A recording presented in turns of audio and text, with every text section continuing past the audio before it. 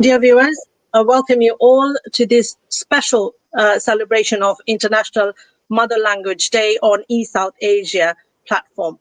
Today we are looking at a theme that, as the International Mother Language Day is celebrated across the universe, we look at how language has been translated and transmitted beyond borders. We look at what are the main components of language being multinational, being multi-approachable through policies and other individual intakes. What we talk about today is the very theme of International Mother Language Day, which has been selected by UNESCO, is fostering multilingualism for inclusion in education and society. And in this way, it recognizes the language as a multilingual tool that can use in advancements of inclusion. And also, as UN looks at sustainable development, it also looks at whether language can be a part of the sustainable development goals. But for us who are bilingual or multilingual, what does it really mean? Well, many years ago, what we have seen, a nation that has really given life to establish mother language, how does it interpret today in the 2021 and across borders? I would like to discuss and welcome with my guests in our platform. So without further ado, can I just welcome our first guest, Mr. Daya Dissanayaka. Daya is joining us all the way from Sri Lanka. He is a prolific novelist, poet, and also he's a blogger. He is an Oshtaka scholar. He has received, and his works have received much appreciation throughout Sri Lanka and beyond Sri Lanka in South Asia. And he's the author of the first e-novel in Asia. And also he has always spoken very openly about multilingualism, about approaches of language and how language is used in different arenas. So I would like to welcome Daya first from Sri Lanka. And then to our next guest, Dr. Francesca La Morgia. Francesca La Morgia is a linguist. She's a researcher and a social entrepreneur based in Dublin, Ireland. I'm really intrigued by the idea that she has founded a festival, Mother Language Festival, in Ireland, which is one of the biggest festivals till date there. So I would really love to know what made her pick up this issue of mother tongues and thinking that it could be turned into a festival where you can promote inclusion through language. So welcome, Dr. Morgia, or I will call you Francesca here. Thank you for joining us. And last but not the least, I am going to invite my third guest, Dr. Manzoorul Abedin, who is a senior lecturer in education and society in University of West London. And he has run funded research project with University of Cambridge and Canterbury Christchurch University. And he has a strong background in supporting teacher professional development across European, African, Asian settings. He himself is bilingual. In fact, all four of us are bilinguals, I think. So it is an interesting discussion as well, in a way, put forth. And with him, we are going to look at language policy in the developing world setting and see how it goes. So I have spoken a lot. I would like to learn more about my guest. If I just start with Daya. Daya, my first question to you is, the very theme of International Mother Language Day speaks of inclusion and promotion of multilingualism. What is your thought on this? Well, it's interesting. In fact, I wrote an article celebrating the Mother Language Day 2021 with the title Matru Bhasha towards a Mitra Bhasha. Is mother language to a friend. Let's make friends through language. So then Matrubhasha is something that is confusing in a way, because I believe that it is whether it is the language of your mother or your motherland, or whatever you picked up wherever you lived. Because now, for example, uh, people may be by birth, they may call themselves as a particular mother language is what they believe in, but not always. So, for example, now when we take Bangla or the Bengali language, it is the mother tongue of a certain section of people in Western India or West Bengal and Bangladesh. So there are people, even among writers, who belong to both countries. But we have to accept them because we talk of a mother language. We have to consider each country can claim he is our poet, our writer, our film producer. But he belongs to the world, like Rabindranath Tagore said, that he belongs to the world. His India is not just a geographical entity. So when it comes to Sri Lanka, we have three languages really going on. That is, Sinhala is the language of the majority of the Sri Lankans, that's about 75%. Then there is Tamil, which is the South Indian Dravida language, while Sinhala is derived from Prakrit and very closely related to Sanskrit. So because of that, Sinhala has close links with Hindi, with Bengali, with Odia, with all these languages. So then, interestingly, in Sri Lanka, most of the Muslim community also speak Tamil. And most of them are really trilingual.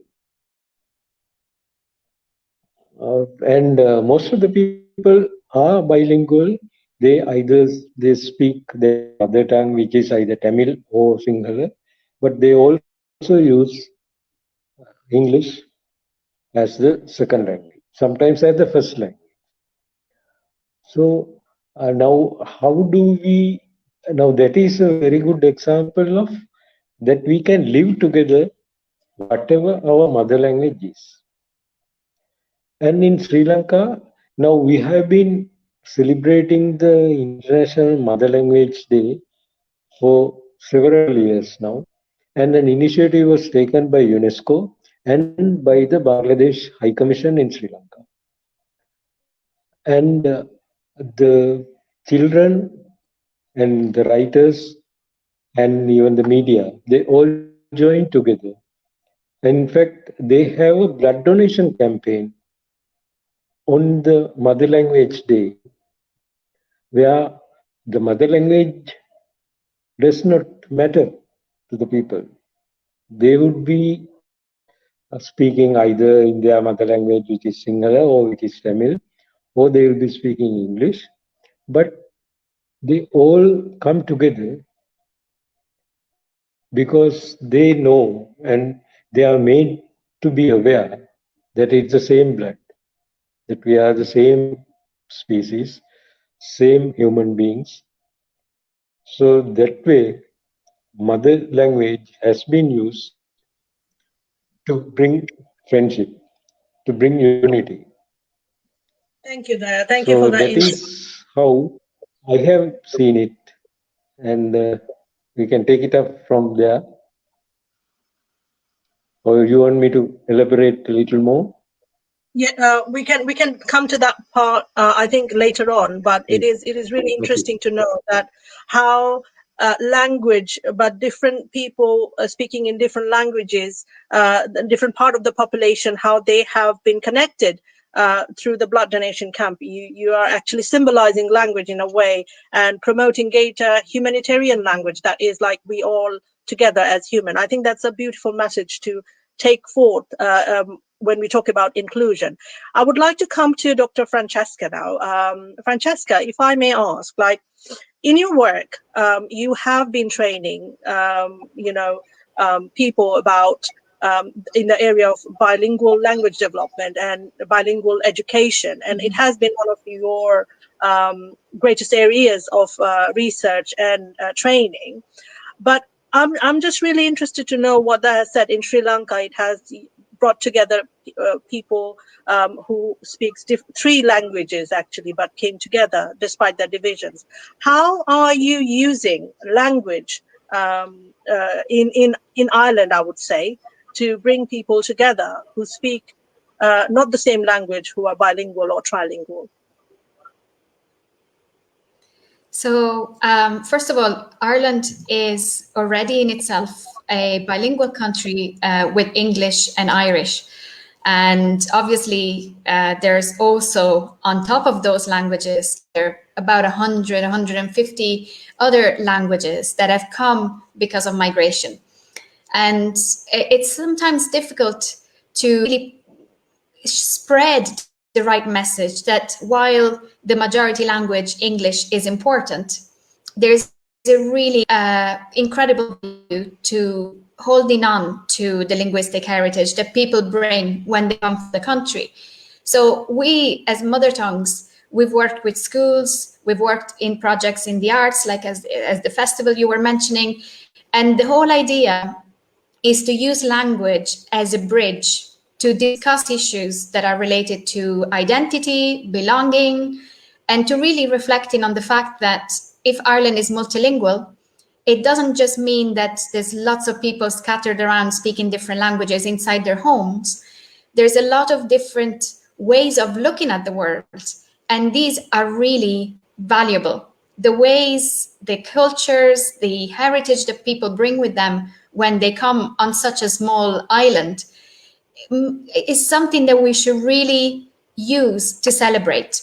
And that's why for us, every year we really celebrate International Mother Language Day with this huge, great festival of languages, of arts. And we believe that arts are a really good way to come together and enjoy linguistic diversity. But we do that throughout all of our projects, from primary schools, where we do multilingual storytelling, to libraries, and to any project we're involved with, whether it's in arts or education or parenting. We're always spreading the message that bilingualism, multilingualism is good for individuals, but it's also good for society, because every language is a way into someone. It's a way into someone's thinking, into someone's history, into someone's identity. So that's what we're all about. Thank you. So when you started Mother Tongue Festival, could you tell us when did you start the festival and how it was received? So yeah, the first festival was in 2018 in Dublin, and it's since grown, and we have more than one venue. We started from a small community center, and now we're in various art centers, again in Dublin, in areas that are really multilingual, and it's growing year after year. And my initial idea was to really offer an opportunity for both children and adults to experience a language. So like in the picture you just shown, that was Polish storytelling. So anyone who was interested in being immersed in the Polish language for an hour could just come and listen to the story. And of course, this appealed to a lot of Polish-speaking families, but also to families who just had an interest in trying something new. And that's what I feel is the real strength, is that you can attend an event that is in your own language, but you can also try out something in another language, or become familiar with maybe an art form or a craft or a typical dance from another place, which makes young people also more open-minded and more interested in exploring different cultures and different languages. Thank you. We will come to you again, and I'm sure we are going to have further discussion on your work. I would like to go to Dr. Manzoorul Abedin.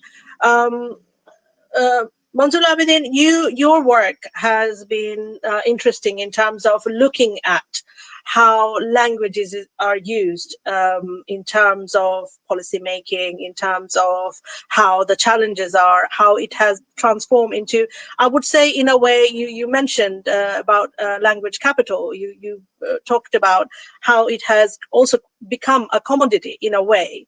In light of what we are discussing, like how different approach to language, the language festival, or the in terms of International Mother Language Day celebration, people are using it to actually a way to include the communities.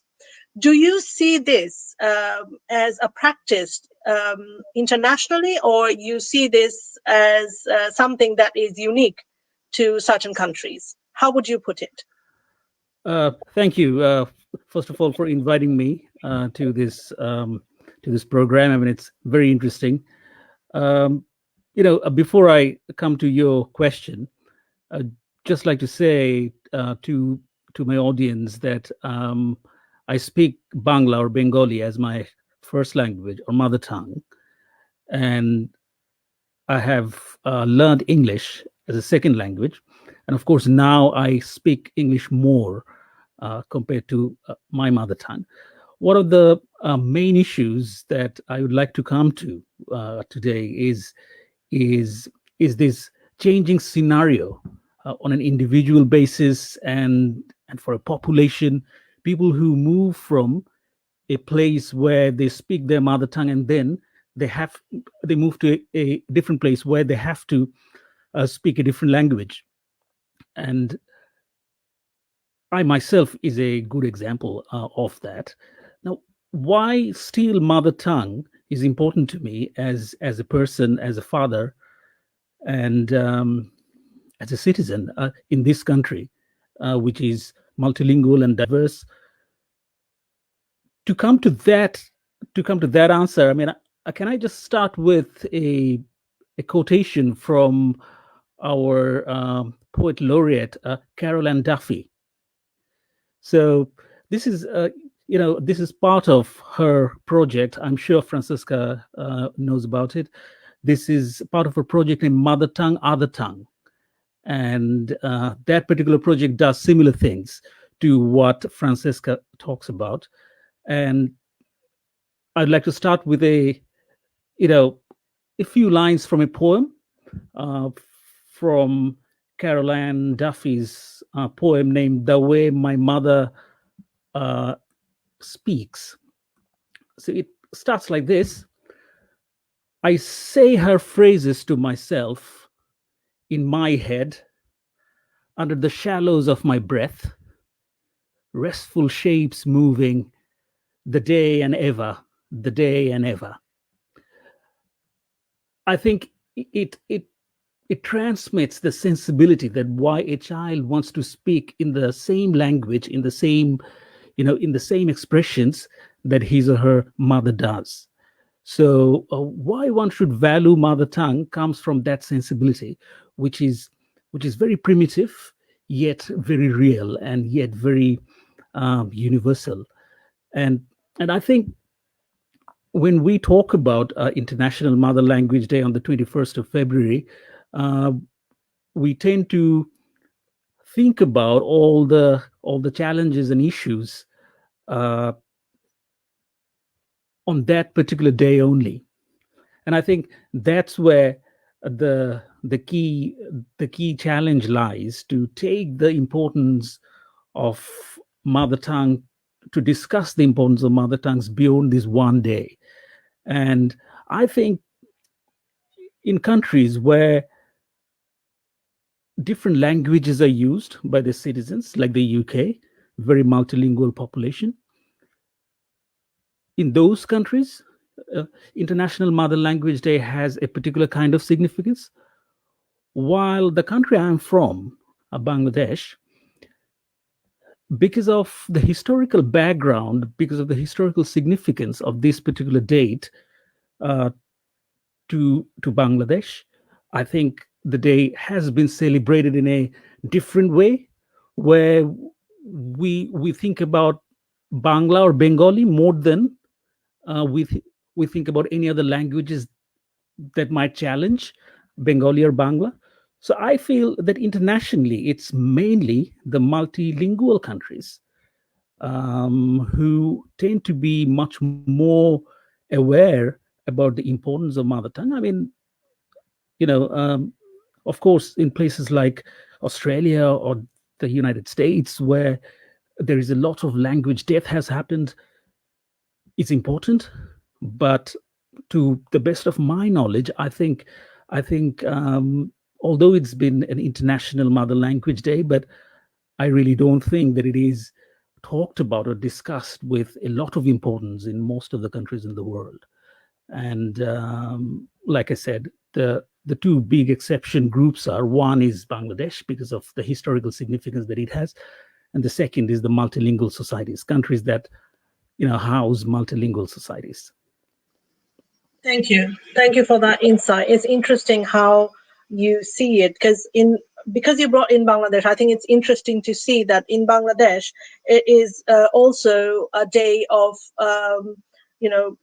of somber in a way, because we really, really remember those who gave life to establish Bangla as a mother tongue.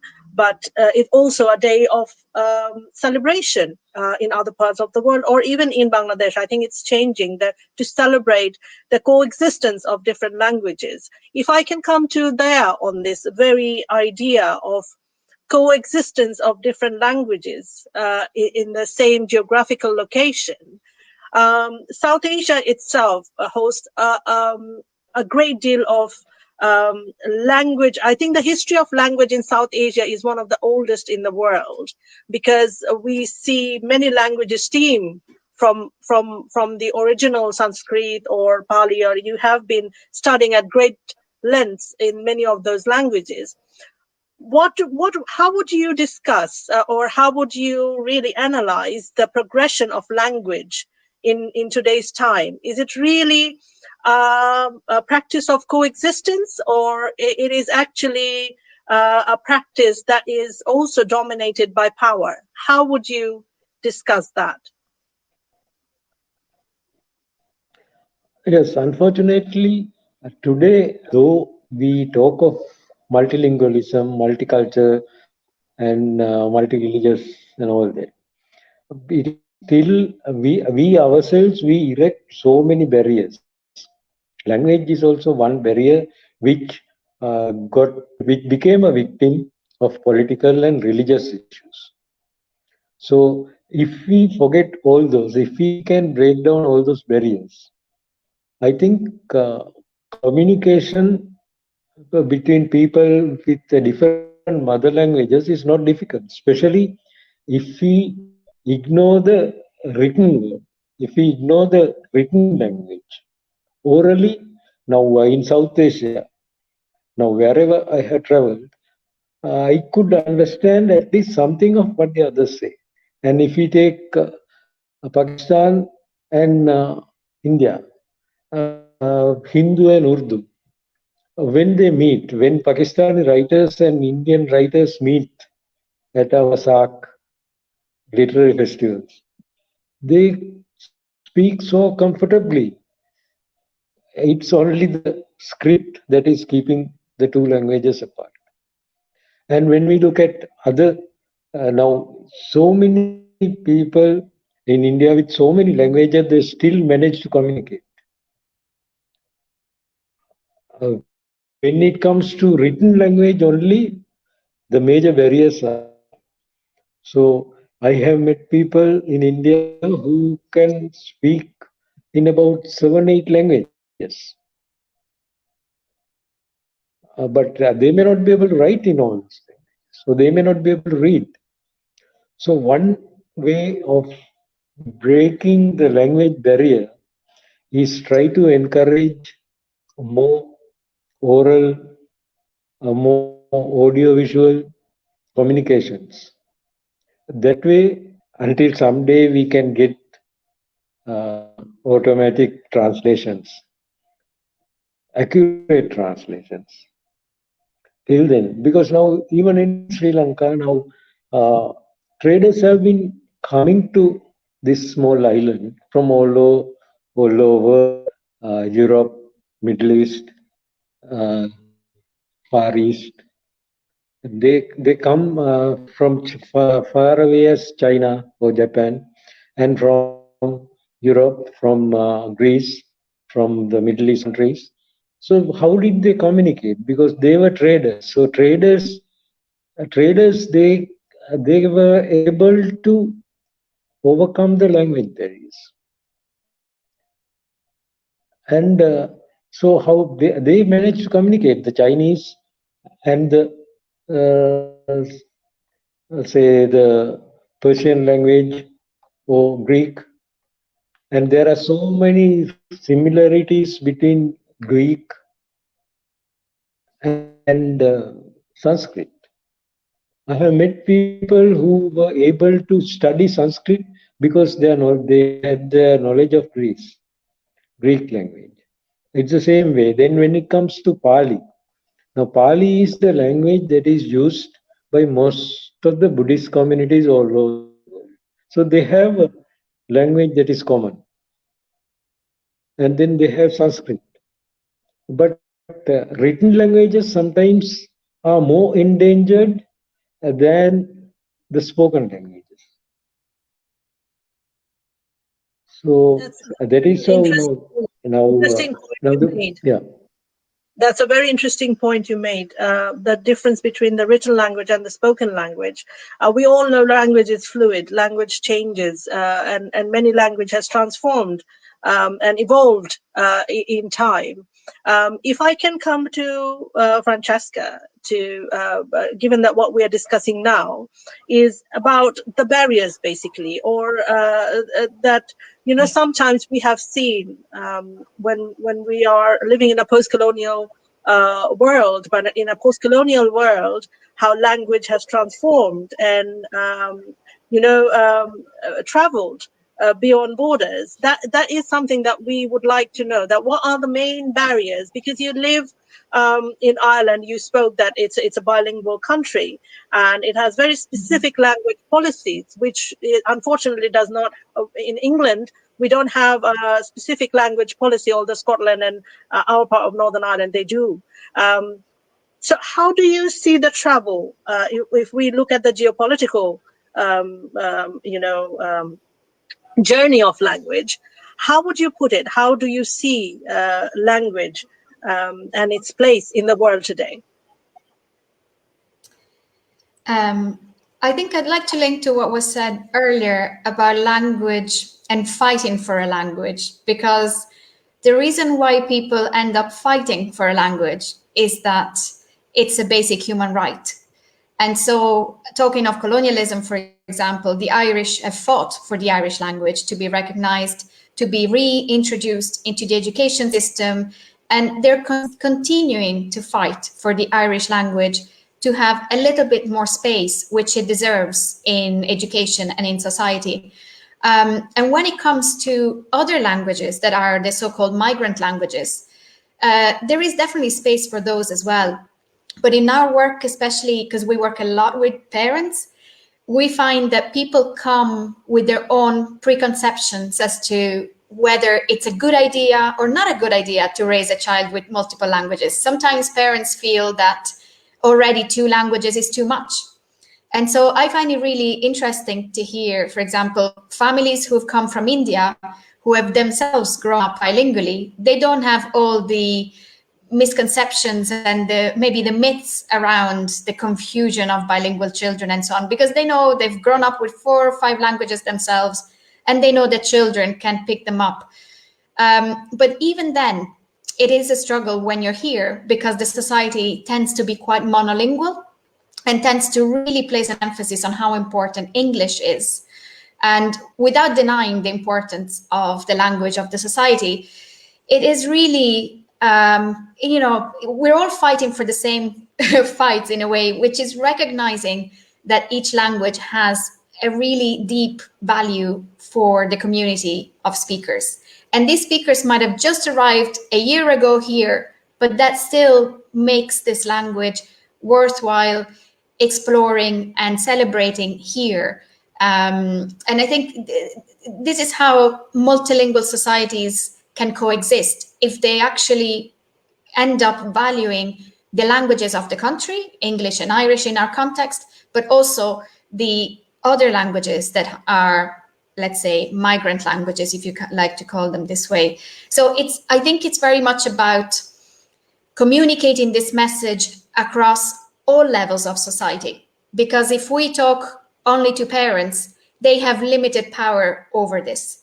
If we talk to politicians, it's only one part of society. So I think it's got to be a message that we all send across all levels, from the political level to the education level, which is extremely important, to then the societal level. And through the arts, we're trying to do that, to bring a message that is maybe highly political into an event that shows how we can really come together and celebrate our diversity. Thank you. I think it's a very important point that you've raised. And with that, I would like to come to Dr. Manzoorul Abedin. Francesca has already identified a couple of areas that we can work on to promote and, can explore and has potential to start the process of inclusion. So through you, I would like to ask, what do you think are the great divides in terms of, exercising multilingualism? So you have identified a couple. Are there any bigger divides that we can pinpoint at this level to say these are the greatest hurdles that we need to overcome? I'd like to divide my answer in two parts. First is obviously the UK context, and then I hope that I can also go to the Bangladeshi context for a few minutes, if that's okay. Yeah, absolutely fine. Yes. So in the UK, particularly in England, we have what we say a confusion in the language policy. It is like in academia, it is often known as the double bind, the double face of the policy. For instance, whether it is recommended to all schools to create provisions so that they can invite different speakers of language within their school for different programs. And we all know about the the banner where welcome would be translated in 20 or 25 different languages, often pasted on the wall around the reception. It's part of that initiative that schools are told to consider all the different languages that are spoken by children and parents within that school. But the challenge is that sometimes schools are a bit confused that how far they can do with it. So what they would normally do, that they would have global foods kind of picnic, on a certain summer day. They would probably ask on the World's Book Day to bring a folk tale or a folk story from the child's own culture. All of these initiatives are quite numbered. You can actually count there, among 365 days, there are maybe 7 days or 10 days when there is an opportunity for speakers of other languages, like other than English, to do something from their own culture. So the challenge is to how you can actually sustain this inclusive activities, these multilingual or multicultural activities within the school. So at the moment, it is only limited to those specific days, and schools don't know that what else they can do about it. Sometimes children of of other cultures, they're also happy to have one or two opportunities, but their parents also don't know that what else they can do. So that's where the challenge is to create provisions so that these inclusive activities can be sustained across, across the year and also across the years, meaning that you may have brought a folk story when you were in year 2. Now that needs to be followed up in year 3 and year 4 and year 5. And in England, what we see that you have less and less opportunities of doing something like this as you move up. So you may have more opportunities to bring a song from your culture in the primary school level, but you have no or very, very less opportunities to do something like that when you're in the secondary school. So that's the challenge that schools don't know. We can say that maybe they're not directed well by the local authorities. They're not directed well by the government about what to do, how to sustain, a diversity and multilingual practices within a school culture. So that's where the creativity of the school heads, local leaders, community leaders needs to come in, and in order to strengthen these diverse practices within the school premises. So that's just one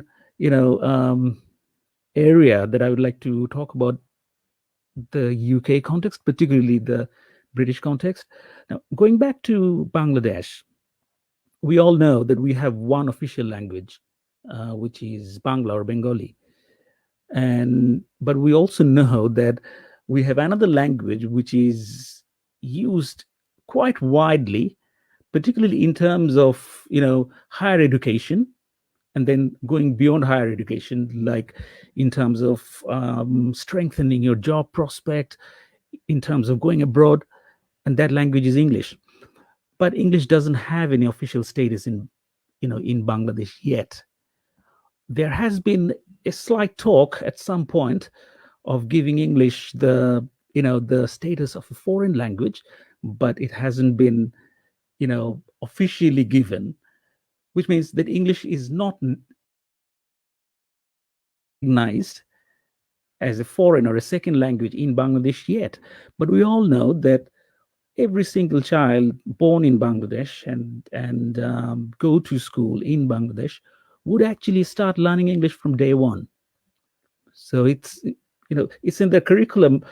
It's living side by side as strongly as the mother tongue, without having any status. Why so?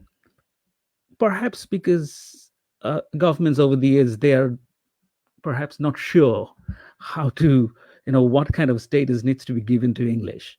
So there we can see, again, a similar kind of confusion, a confused state of mind from the policymakers that needs to change. And yeah. That's really interesting how you pointed out that despite that there is a certain politics in the way we actually deliver and structure language as a tool of knowledge or education. So coming to, I would like to go to Daya. In Sri Lanka, what we have seen is the Tamil and the Sinhala language. It has been strongly going on. It's the most prominent two of the languages side by side. But there has been tension in terms of language coexistence in Sri Lanka, hasn't it? We know about the language center that was built and that was later demolished. We know about the years of unrest that is going on. But in a way, language should have one tool, like we have discussed, for peace building. And you have also mentioned earlier in your speech that it has been seen as a tool of peace building. Where does Sri Lanka stand, in a way, to build bridges using language, despite the tension that it has had? Yes, unfortunately, there are issues which have been raised for political reasons.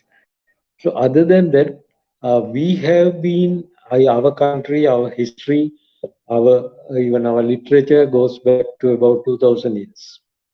But the elite language, we have to differentiate now. That is one thing. Now, the majority language and the elite language, and the what did you call when mother language get confused with patriotism, and the majority thinks my language is superior, my language is older. Attitudes like that, from the children, it passes on. But otherwise, now in Sri Lanka, though Sinhala has been the mother language of the majority of the people, probably they were not so conscious about the particular language, because otherwise we would have had language issues for the past 2,500 years, because Pali became the language of the Buddhists. So the Buddhists were using Pali and Sinhala. And then Sanskrit also came into the country. Sanskrit became the elite language of the literati, because there have been poems written in Sanskrit by Sri Lankan kings. So we are still confused why he had to write in Sanskrit instead of Sinhala. And then when it came to the colonial times, then English became the elite language. And so that became a social issue, status issue, and also for employment and for higher education. Now, Sri Lanka has a very small population, so the children can't use their mother language for higher education. So they have to learn English, the Tamil students or the Sinhala students. And English was the only language they had to reach out for higher education and for employment prospects and all that. But these things also have changed now. Now there are students going to Russia. For the last about 30, 40 years, students have been going to Russia for higher education. So they had to learn Russian. And they had to study in Russia. And now there are children going to China and studying Chinese language first and then doing their higher education. So this concept of we have to respect our mother language, but it is like something that we have to respect our mother, but we also have to respect the other mothers. So that we have to build up. We have to respect the other languages, and for that we have to see what are the similarities between our languages instead of the differences, even the cultural issues. Now we talk of our culture, our traditions, but they keep changing every day. Now, I don't think we can find a single language in the world around the nearly 6,000 or 7,000 languages that could be 100% pure language. We have accumulated from all cultures, from all languages, and so we can't. So that is one way of now. Not only in Sri Lanka, in most South Asia, people use a lot of English words when they talk in their mother tongue, and they use Hindi words or Tamil words. And so that is one way of communication. Now that's what I said. Orally, it is very easy to demolish the language barriers and come together. And South Asia is one region where we can easily do it. Because usually whenever I travel to the other South Asian countries, when I go to South India, people try to talk to me in Tamil or Kannada or Malayalam, or in Andhra, in Telugu. So, or in West Bengal, in Bangla, or in Bangladesh, in Bangla. It is because culturally we have so many things in common. So language is also part of our culture, which we can easily share. And we have a foundation. We have the SAC organization. They started something good because the SAC Cultural Center was set up in Sri Lanka, in Colombo. And they had some very good projects, which I think they will continue, trying to translate the classics of each South Asian country first into English and then into other native languages. So if that project gets off the ground really, then we can have a South Asian culture, South Asian literature. That And is then really, we can take it beyond. yeah. Thank you, Daya. I think. Yeah. Sorry. Thank you, Daya. I think you have pointed it very rightly that not only national level, but in a kind of like an area level. For example, South Asia, which is a cluster of South Asian countries, can actually take a very, very centralized approach that can disseminate in other countries and transform that work into a common space. I think that is really, really good. If we start doing it. Coming to Francesca now, we are now talking about how to actually break the barriers and what are the ways we can actually work together to make language an effective way of inclusion. Like the mention that how culture, same sort of culture in the geographical area, can actually build on and help to promote language to be fluid and acceptable at various levels. Now, here, if we talk about Europe, Europe has got so many languages, very different. If you go to the Nordic countries, it's different. All countries have their own unique identities.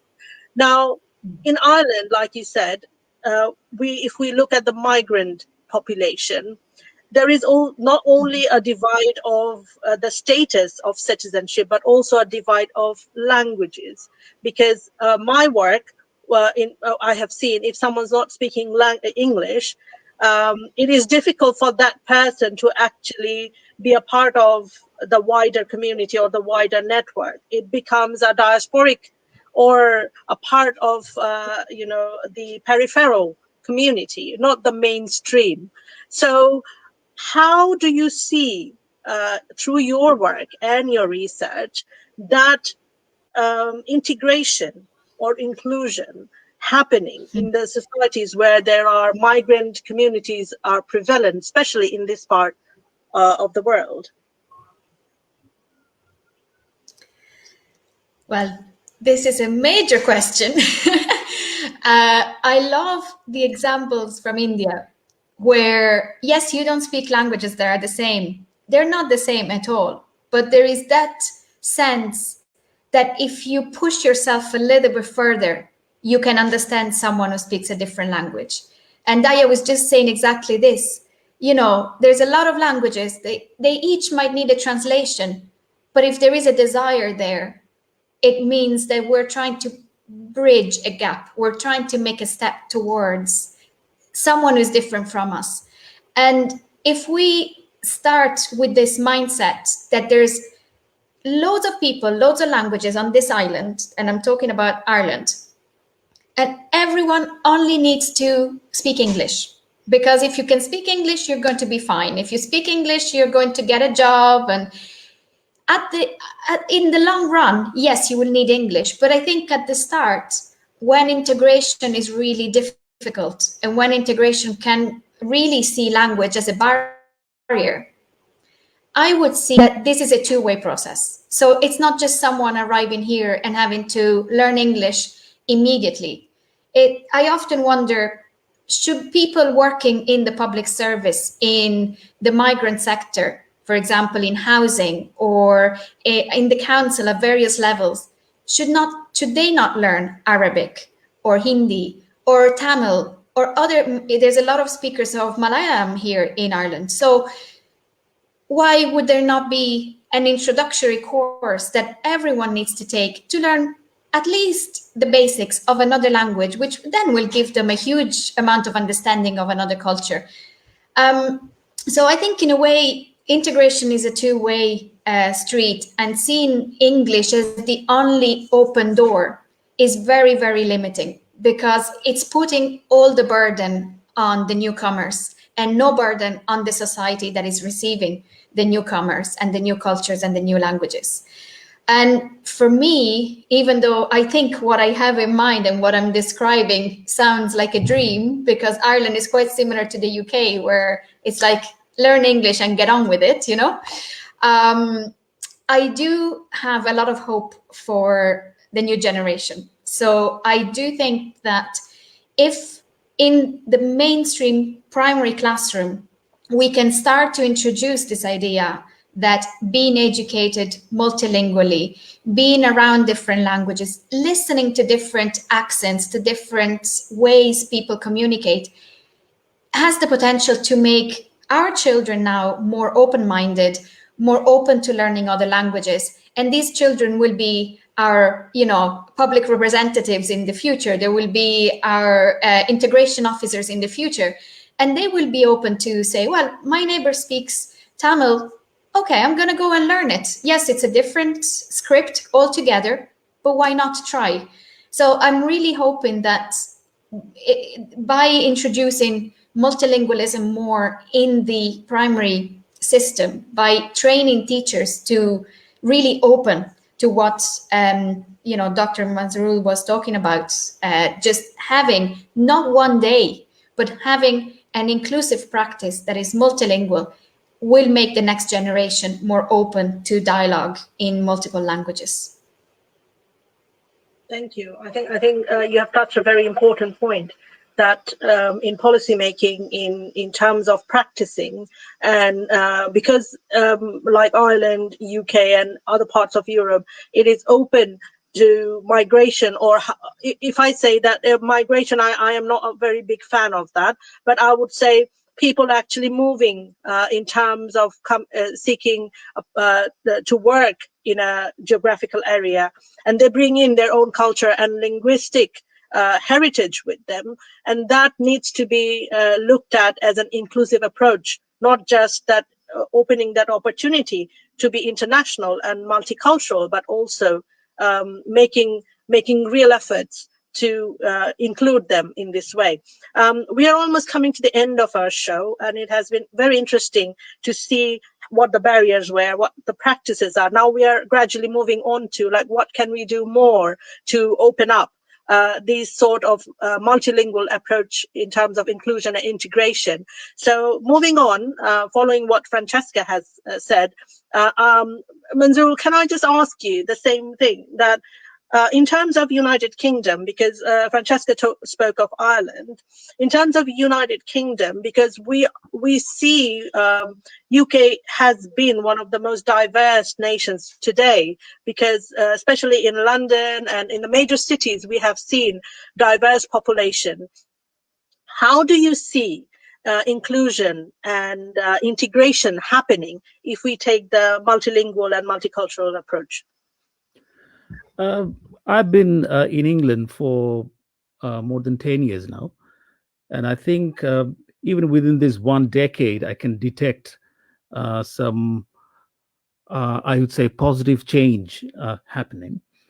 There was a time at the very beginning when I came here, I saw that earlier settings, preschool or nursery settings, would be actually talking more about how parents would try to familiarize some basic English words because their child or children doesn't speak English. But I think now what I see is a clear change from that mindset.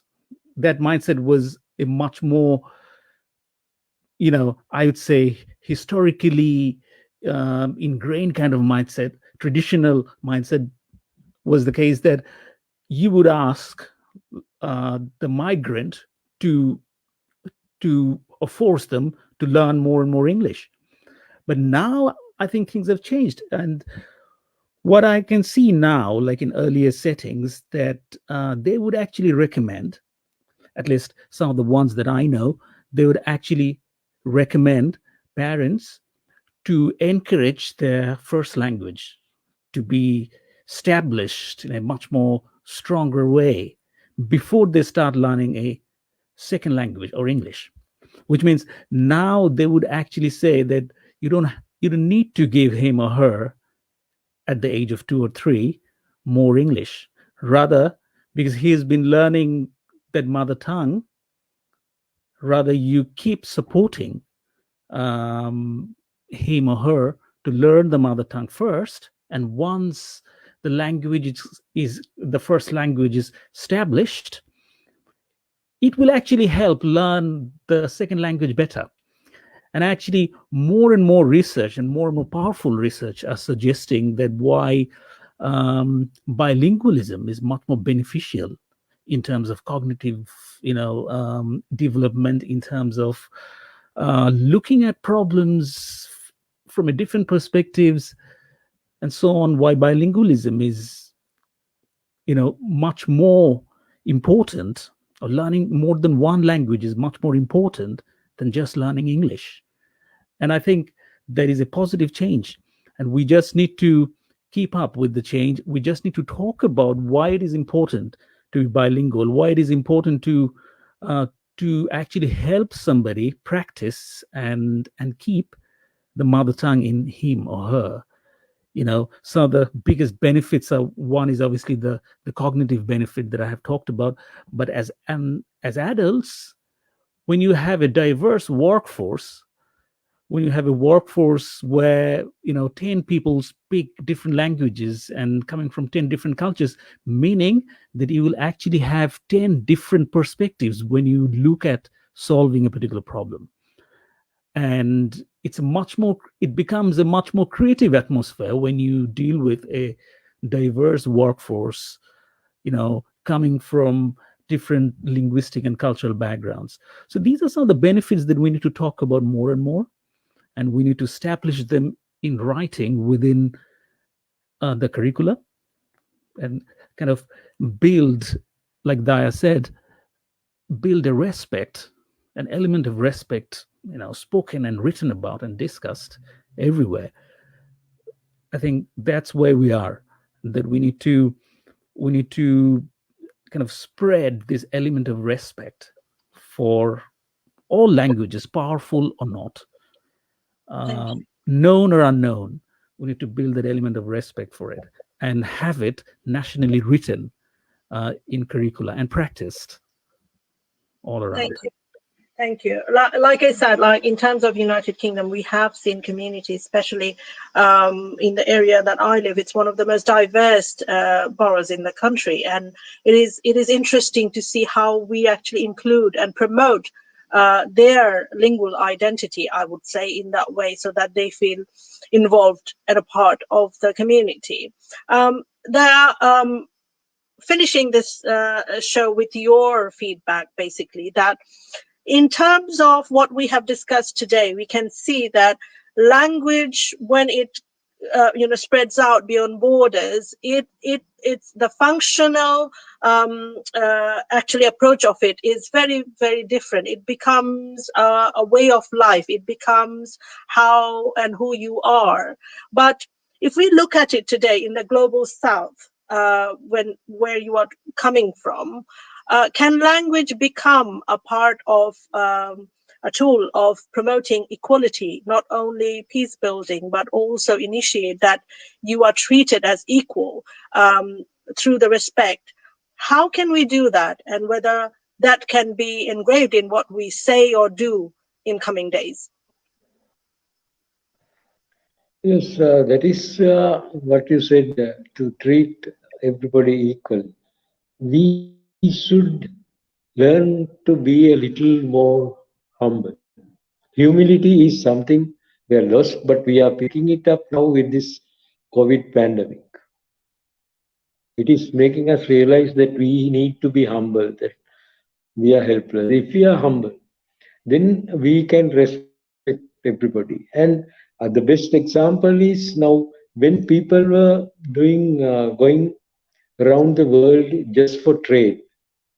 There were two traders from Kalinga, that is present-day Odisha, who there are records and there are legends that they had traveled all the way up to Afghanistan or even beyond, and then on this side up to China, and they had visited Sri Lanka. So when in all their travels, they would not have learned all those languages in those countries, but they managed to communicate. So that means it is possible for us to communicate even if we don't know the other language. So let's make use of that so that we can have understanding, so that we can respect and accept others.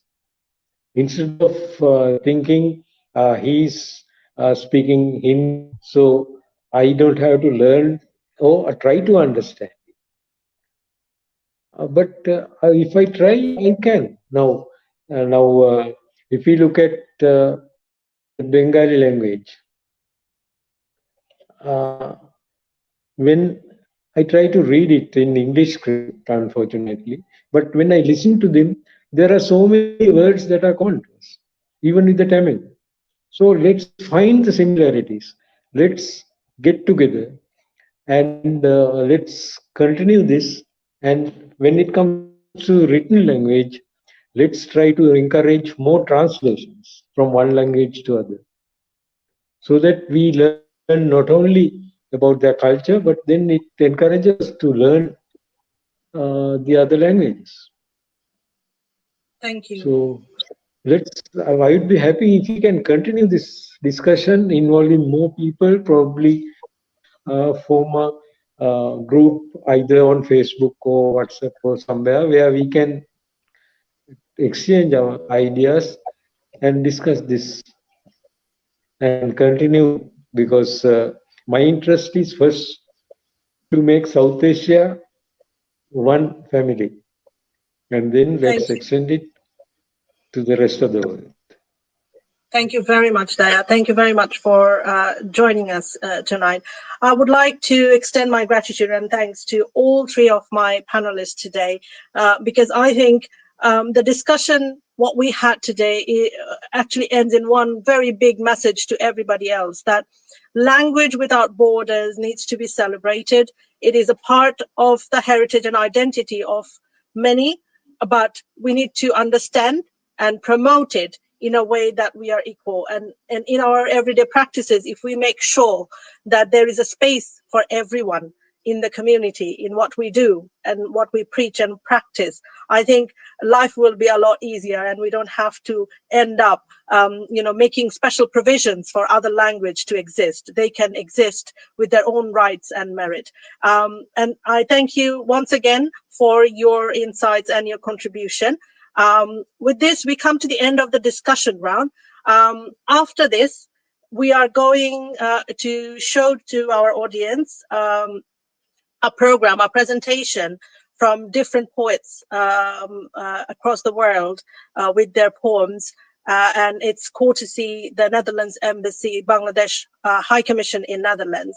So with this, we end, and thank you very much. And I will welcome you to watch the second segment of this special program of E-SouthAsia, where we'll see poets from around the world actually reciting their own poems in their own languages. Thank you very much. Until next week, stay well, and I'll see you then.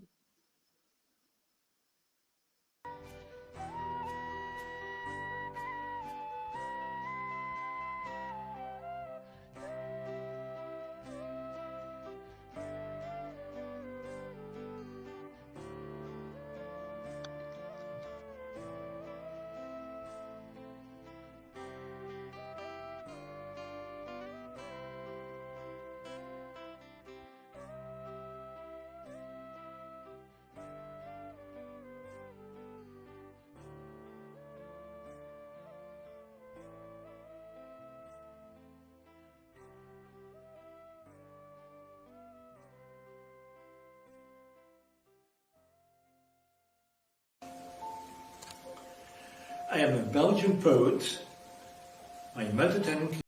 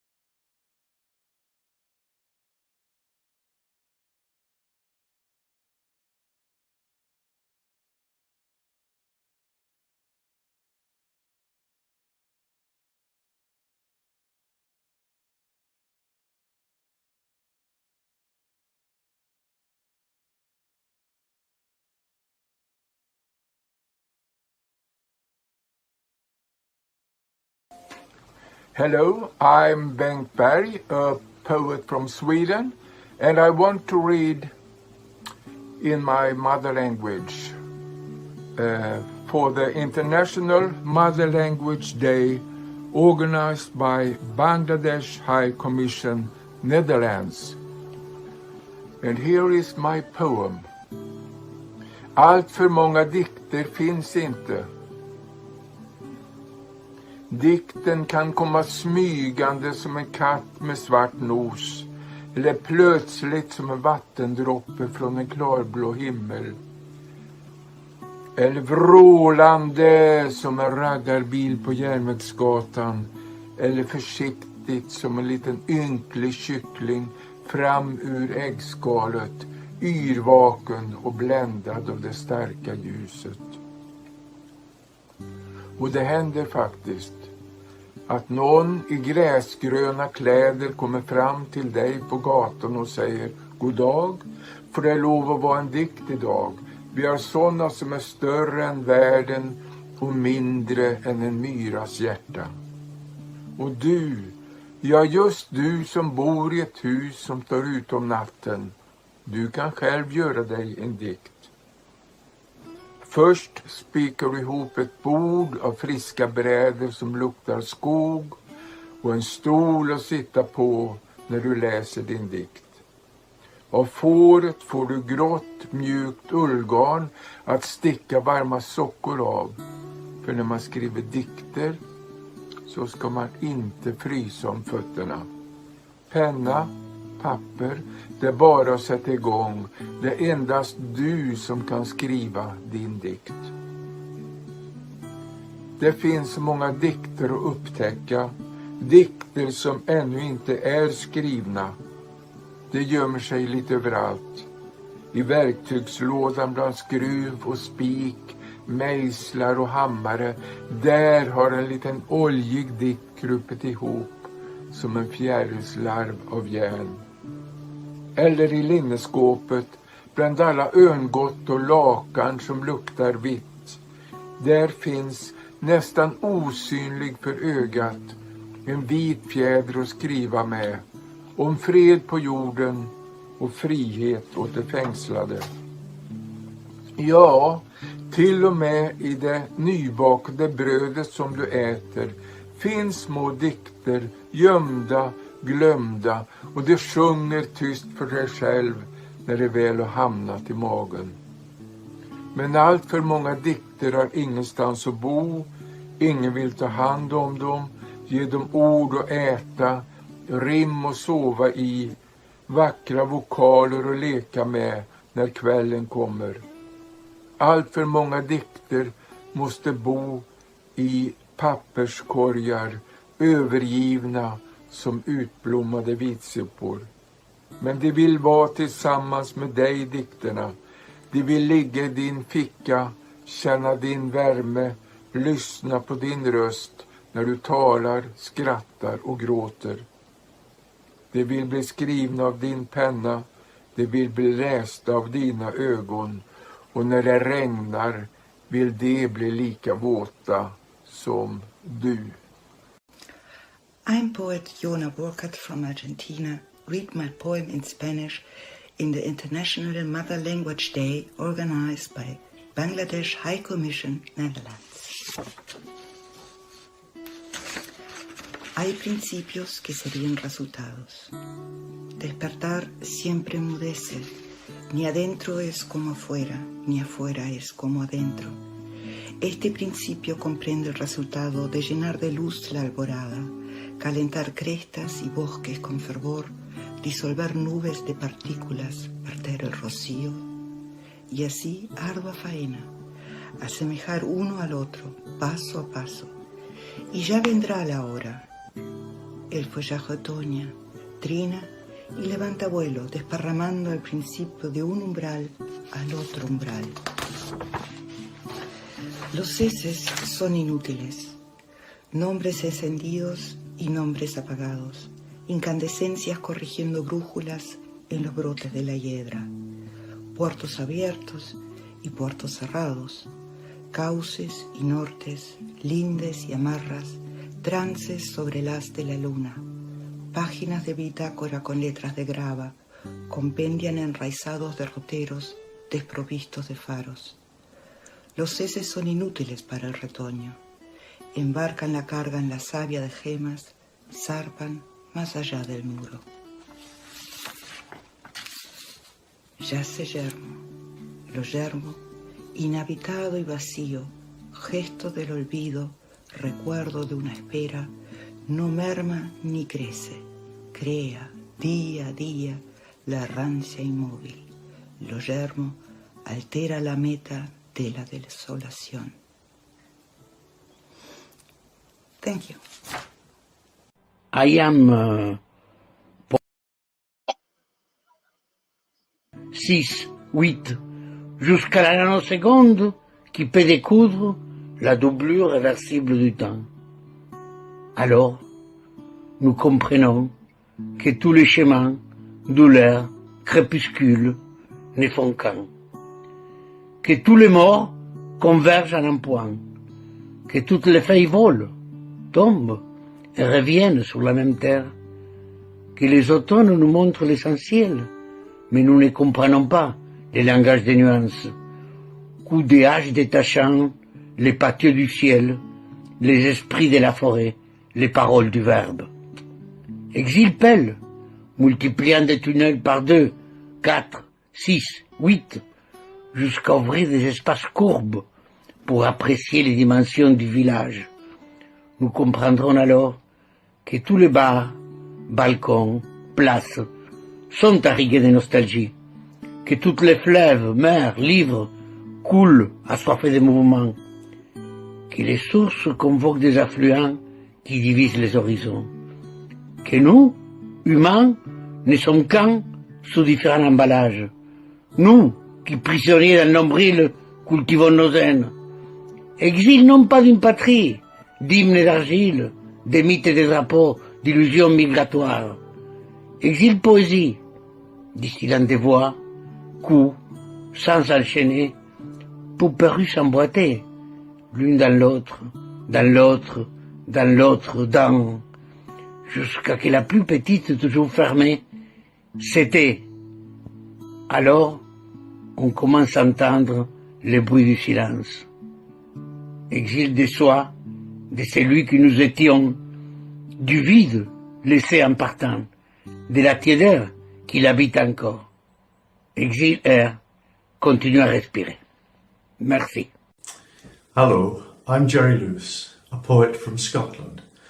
I'll read my poem for International Mother Language Day, organised by the Bangladeshi High Commission in the Netherlands.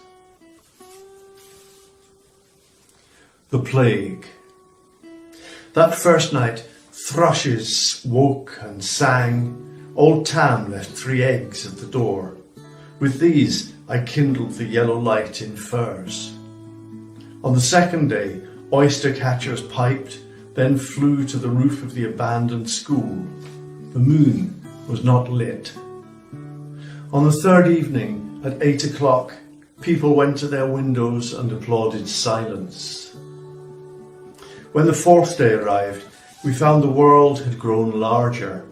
Hollow creel boats bobbed affirmation. After that was the next day.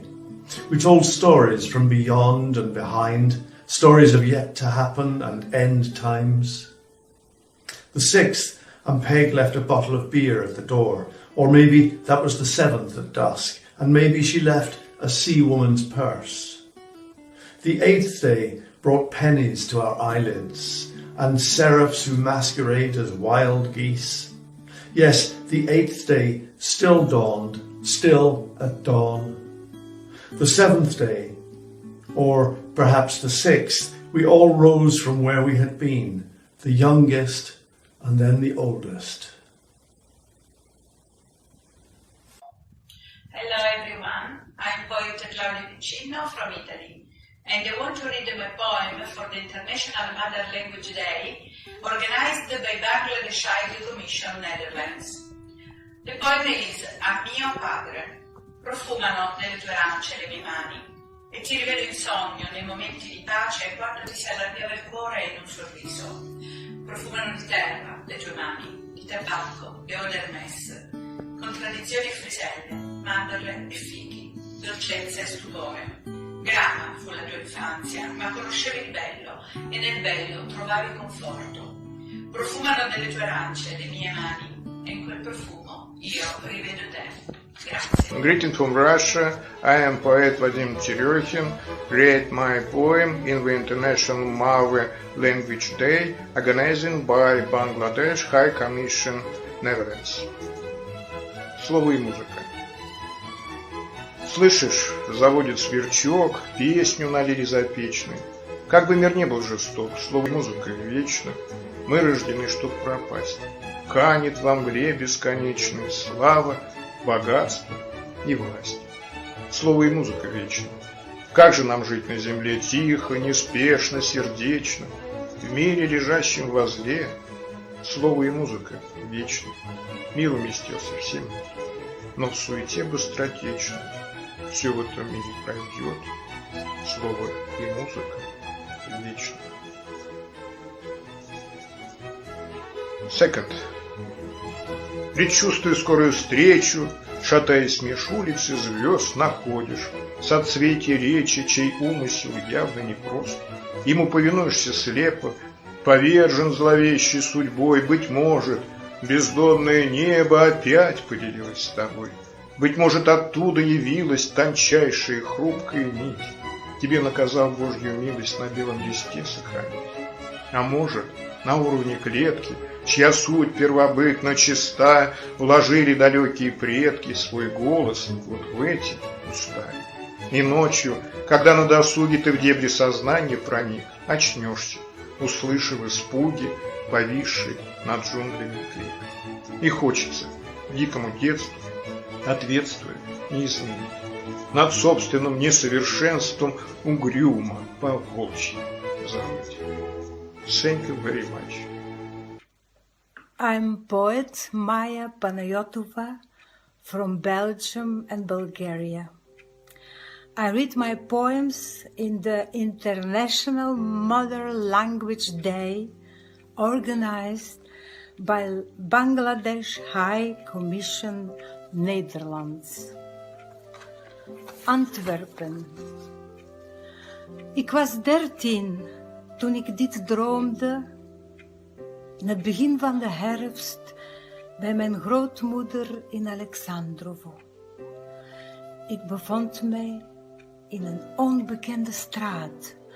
De huizen stonden zij aan zij als om zich aan elkaar te warmen. De daken staken in de hoogte als hoeden van middeleeuwse dames. De mat gekleurde vensterruiten, gevat in loden raampjes, trilden. In de hoge, grijze nevel smolt de suikeren toren van een kathedraal. Het geluid, de klokken vulde met de regen, de smalle straten en de pleintjes. Mannen met gezichten als van Albrecht Dürer liepen voorbij. Hun baarden hielden de druppels vast als struikgewas. Boven bloemen en groenten en vogels schreeuwden handelaars met rode wangen, rauwe tweeklanken en scheurende geest. Toen kwam ik bij een kerkhof. Tussen de stenen engelen las ik op een van de verweerde zerken mijn eigen naam. Zo ver van ons huis in Alexandrovo. Toen was ik voor het eerst in Antwerpen. Старите градове. Обичам старите градове, изкована от мед тишина, ниски стрехи, високо небе, плахи стъпки към бяла чешма. Във водата, заплело лъчи слънцето ме изгаря, за да може в топлите му очи да се роди България. Тя ме люшва в своите песни, детски шепи с дъх на билки. И аз слушам унесена една стара и вечна изповед, как преминал хана през Дунава, горд от първата си победа, как с перо и със свещ мъждукаща един монах вечността извезал. Ще остана накити градове сред мелодията ви стара, под разболваното ви небе завинаги с България. Danke.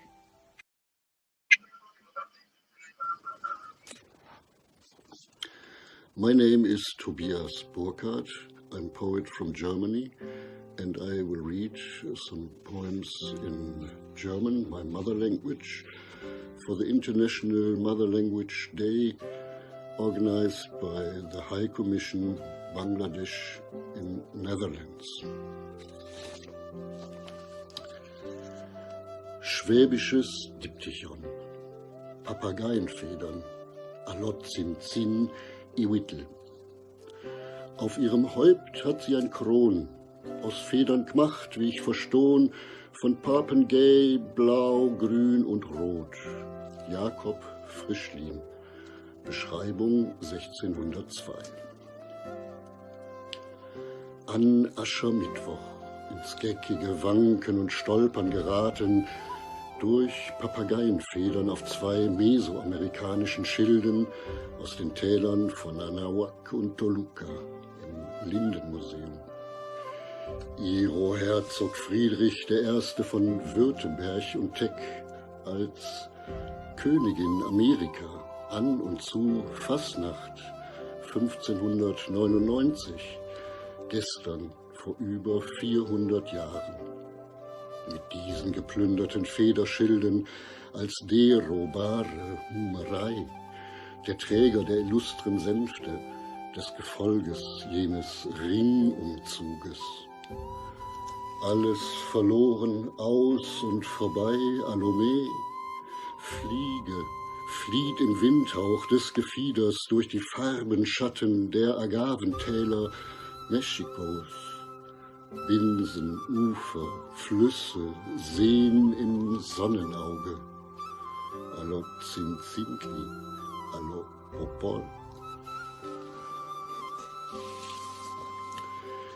Die Wiederkunft der Alomé. Um die Wendezeit erfüllten sich allerlei Wenden. So etwa die tropische Wiederkunft der Alomé in Bad Cannstatt, womöglich aus jenem Geist ihrer geraubten Schildfedern am Hofe Friedrichs I. geboren, wer weiß. Sind nun die Amazonenpapageien hier weder kaum zu sichten, noch auch zu hören? Seither wohnen die Wiederkehrer rund ums grünige Neckarufer an seinen Fluren, in den Höhlen der Platanen, wirtlich, zwischen Straßenschluchten, neben Gassen, und befeuern die Tagelieder und die Serenaden der Sonne. Donnerbat. Hello everybody, I'm Dalila Hiyawi, poet, novelist and writer, originally from Morocco. I'm really honored to read my poem in the International Mother Language Day, organized by Bangladesh High Commission, Netherlands.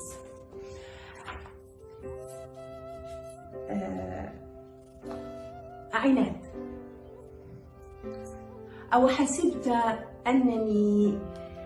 حسبت أنني حين بالأشرعة لويت عن مرافئ بلادي، قد طمرتني الوهاد بلا حد ربما وسيجتني بشوق قتادي، وما عادت العنقاء القابعة بدواخلي تحلق من رمادي. باسمي في الغيب مقرون اسمه يا هذا قبل الميلاد. وكذا غدا يوم الحشر سيناديه بين يدي الرب المنادي. فاطعن كما تشاء، اطعن كما تشاء أوصالي، وقطع إربا المشروخ فؤادي. الشعر سيظل شافي بلسمي، والنثر كالعادة رمادي. ونبل مشاعري أسمى من كفة دنيئة بوضيع مزادي. عن ختم صكوك بيعاتها تأنف الريشات ومحابر المداد. نطفة ابن تشفين أنا برحم دامية ومعلم ابن زياد. بشموخ السوس ماضية أقتفي خطى سمي الأجداد. أنا وطئت أحفر بالصخر قصبات نصر وخزائن عتادي. وكما لم تهنأ بانكسار نخيل كبرياء ساعة أو انقياد، ولم ترتقي مرتبة بقلبي كمن أسميهم سادة أسيادي. فلن ترى والشيب ينير مفرقي عدة مني قد تبكي عنادي.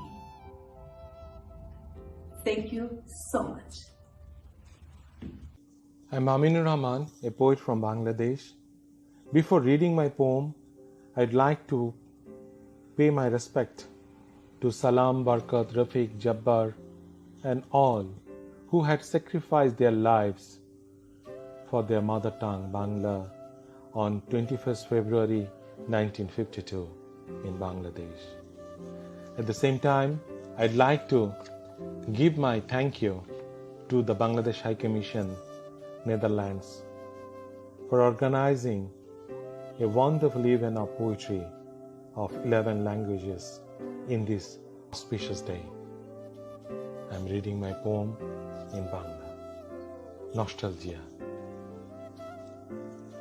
নিগড়ের ঝনঝন শব্দ আমারও কানে বাজে, নিরন্তর হারিয়ে যায় শব্দের ব্যাপকতা থেকে। খৈনির তীব্র ঝাঁঝ আমাকে আচ্ছন্ন করে, আবার আমার সত্তায় কলরব জাগে। নিগড়ের ঝনঝন শব্দ আমারও কানে বাজে, নিশি জাগরণে অস্পৃশ্য কিছু দেখি। অনেকের মতো আমিও নমিত হই, অন্ধকার খুঁড়ে বেরোবার ইচ্ছে জাগে, পরক্ষণেই অচৈতন্যের গভীরে হারিয়ে যায়। নিগড়ের ঝনঝন শব্দ আমারও কানে বাজে, রক্তের কাফনে ঢাকা প্রতিটি মুখে, মাটিতে ঢাকা খড়পড়ের মাঝে আমাকে দেখে ভয় কুঁচকে উঠি, পিছুতে যে লুটিয়ে পড়ি। শব্দগুলো নিগড় হয়ে যেন আমার দুটো হাতকে সংযুক্ত করে। নিগড়ের কাঁপন ক্রমেই থেমে আসে, নিগড়ের কাঁপন ক্রমেই থেমে আসে, নিগড়ের কাঁপন ক্রমেই থেমে আসে।